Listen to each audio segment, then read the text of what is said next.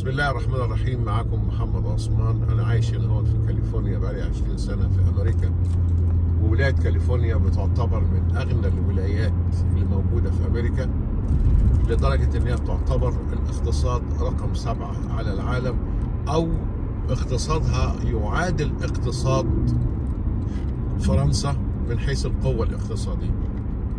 هشرح لكم في فيديوهات كتيرة الحياة هنا هو شكلها ايه، والايجارات والاكل والشرب والمينيمم ويج اللي هو بداية الاجر كام، وهنا بيعتبر من اعلى الاجور، وفي نفس الوقت هي من اعلى الدخول اللي موجودة من ضمن الولايات ال50 اللي موجودة في امريكا. هعمل لكم فيديوهات منفصلة عن الكلام ده كله. انا هنا في مدينة اناهايم، ومدينة اناهايم بتعتبر في جنوب كاليفورنيا في مقاطعة اسمها اورنج كاوني.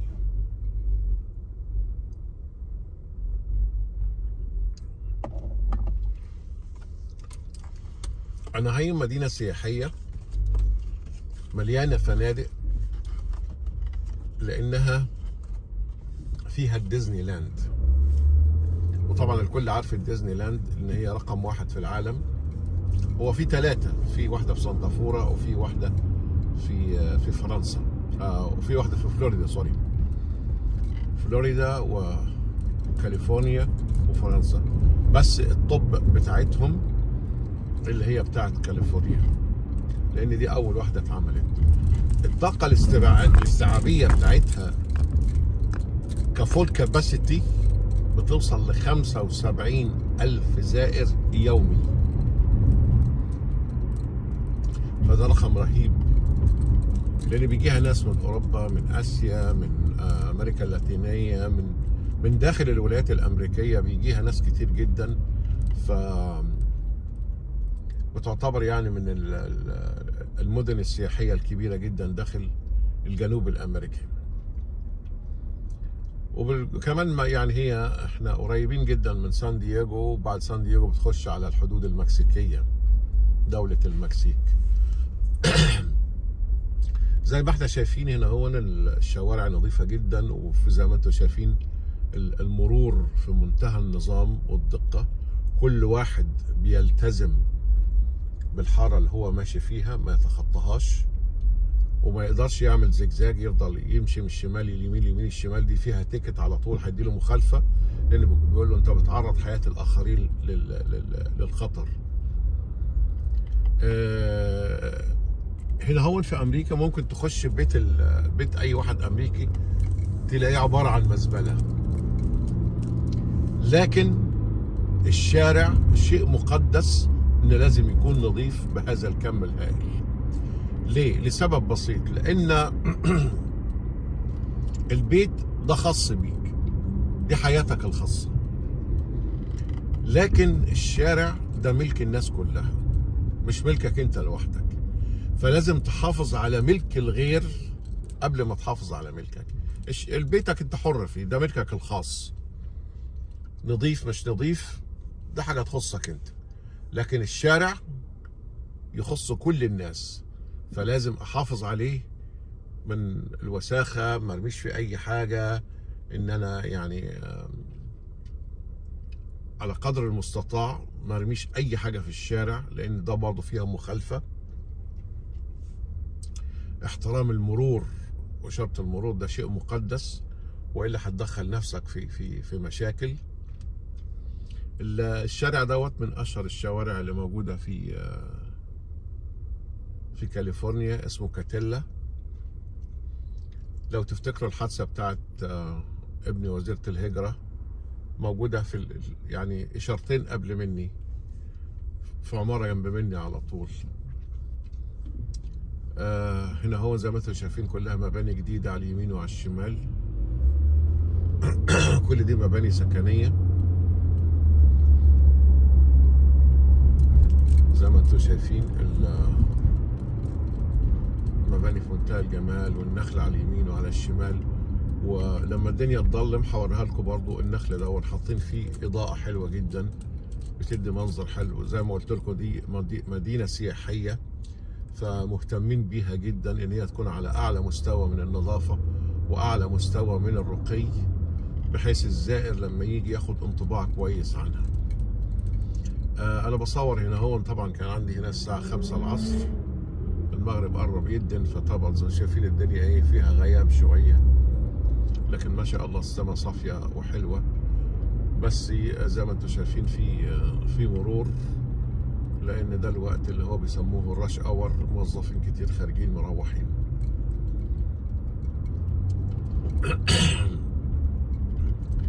انا عارف ان في شباب كتير جدا في مصر بيراودهم الحلم الامريكي ان هم يهاجروا لامريكا، فانا هكون البوابة بتاعتك ان انا اوريك الحياة داخل امريكا بكل تفاصيلها، الشغل، الاكل، الشرب، السكن.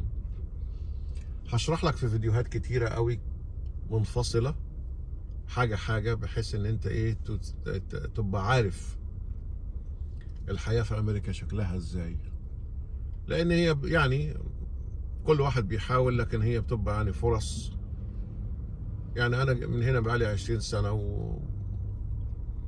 ومش عاوز اقول لك ان انا حاولت كتير، يعني يمكن حوالي 6 مرات لحد ما ربنا وفاني وجيت هنا هوت. طبعا الحياة حلوة هنا هو وسهلة وجميلة وانت اللي بايدك تقرر كل حاجة، لكن طبعا حب لمصر واهل مصر لا ينقطع ابدا، فهو في الوجدان. هي الحضارة وهي التاريخ وهي عمري اللي فات كله، رغم انا كنت عامل زي الرحالة، سافرت كتير، لكن لا زالت مصر هي الاساس وهي الام وهي اللي في الوجدان.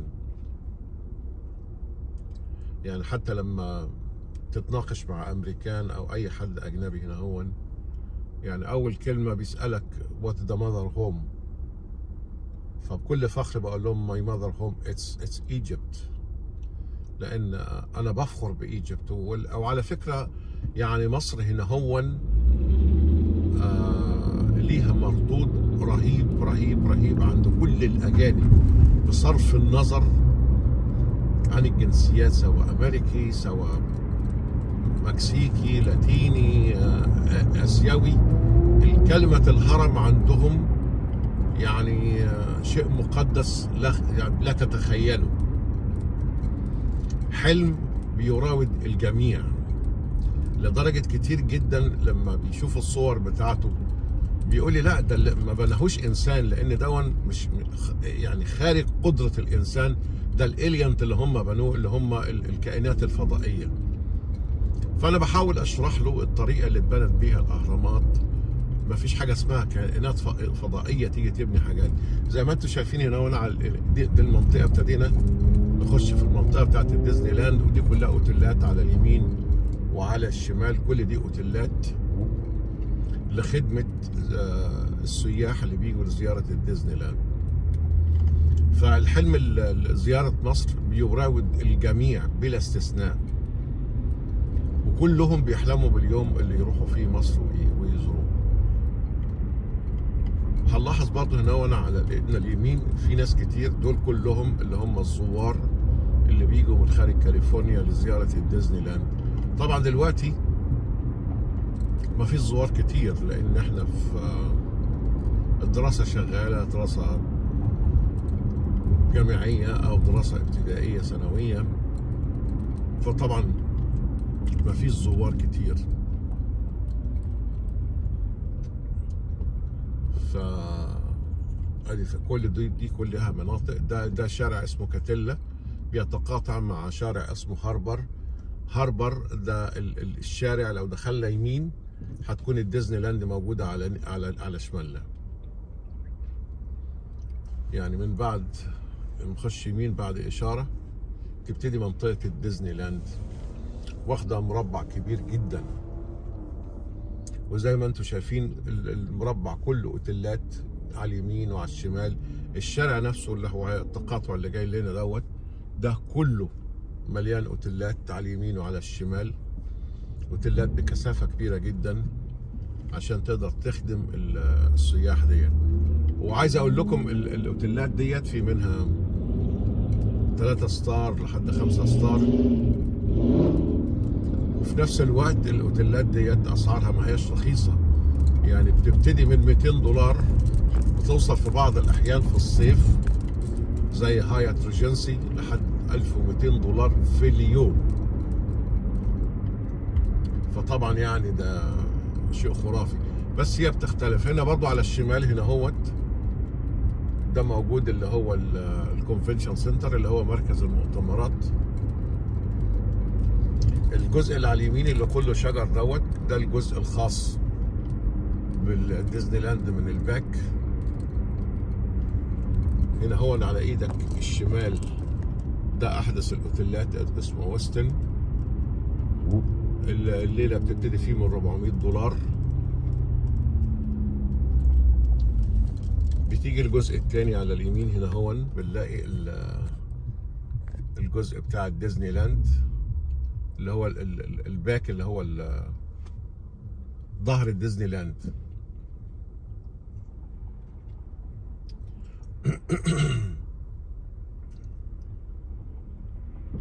حتى الشارع اللي جاي دوت ده برضو اسمه ديزني لاند درايف.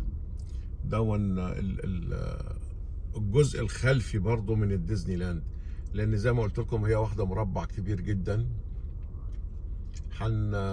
هنعمل فيديو ليها نخش جوه ان شاء الله ونوريكم كل الالعاب الموجوده اللي هي حاجات الديزني لاند وميكي ماوس طبعا زي ما قلت لكم كل النخل دوت من ساعه ما طلعنا لحد الطريق ده كله النخل دوت فيه اضاءات، والاضاءات متغيره تقريبا كل دقيقه بتدي لون تاني. الجزء اللي على اليمين كل الشجر اللي موجود دوت المنور ده تبع جزء الديزني لاند. الشارع ده زي ما قلت لكم اسمه ديزني لاند درايف، ده برضه جزء خلفي للديزني لاند مع وجود بعض الاوتيلات. وهنا برضه على الشمال في اوتيلات اهيت، كل دي اوتيلات موجوده اللي هي يعني 3 ستار 4 ستار 5 ستارز مختلفة ومتدرجة، بس برضو الأسعار لازالت غالية جدا لأنها تعتبر منطقة سياحية. وزي ما قلت لكم بتختلف من موسم لموسم. يعني دلوقتي ممكن الأسعار تكون منخفضة شوية، لكن في الصيف بتبقى أسعارها خيالية، بالذات لو في مؤتمر مثلا أو في قاعة المؤتمرات في معرض مقام ولا حاجة، فطبعا بيبقى الضغط شديد جدا من ديزني لاند من ناحيه وقاعة المؤتمرات والزوار اللي بيجوها للمعارض اللي بتقام عليها، معارض للموسيقى، الآلات الموسيقية، معارض للعربيات، يعني زي ما بيقام في مصر في معرض قاعة المؤتمرات الدولية أو قاعة